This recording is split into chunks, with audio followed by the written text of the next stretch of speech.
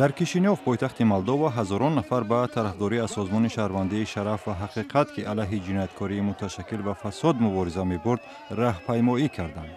تظاهرگران روز 7 ایون استعفای چند سیاستمدار گمانبر به دست داشتن در دزدی مبلغ‌های بزرگ از بانک‌های مولدووا را طلب گذاشتند. به حساب منابع مطبوعات مولدووا قبل از انتخابات پارلمانی ماه نوامبر سال گذشته از 3 بانک حدود 1 میلیارد دلار غیب زده است.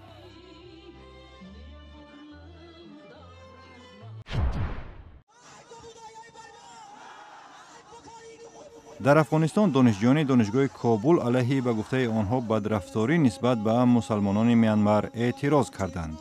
دانشجویان از حکومت افغانستان خواستند تا در مسئله طرز برخورد حکومت میانمار نسبت به اقلیت مسلمان از قوم روهینگیا موقع شدید بگیرد. هزاران نفر از مسلمان‌های روهینگیا از فقر و تعقیب ترک کشور کرده اند که باعث شدت گرفتن بحران پناهجویان در آسیای جنوب و شرقی شده است.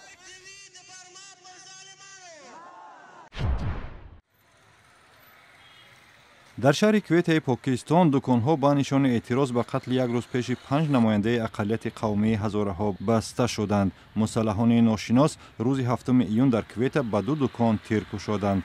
پلیس این تیراندازی را قتل‌های هدفمندانه نامید. ولایت بلوچستان پاکستان با شمار افزاینده حمله‌ها علیه هزارها که از مذهب شیعه دین اسلام پیروی می‌کنند روبرو شده است.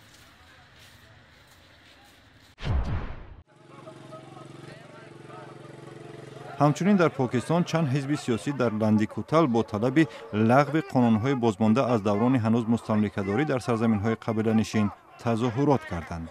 در این اعتراض روز 7 ایون همچنین برگزاری انتخابات مجلس‌های محلی در این مناطق تقاضا شده است. قانون‌های بازمانده از زمان تا استقلال پاکستان دسترسی ساکنان منطقه‌های قبیله‌نشین به نظام دادگاهی را محدود می‌کند و برگزاری انتخابات مقامات محلی در این سرزمین‌های تحت اداره بی‌واسطه حکومت مرکزی را اجازه نمی‌دهد.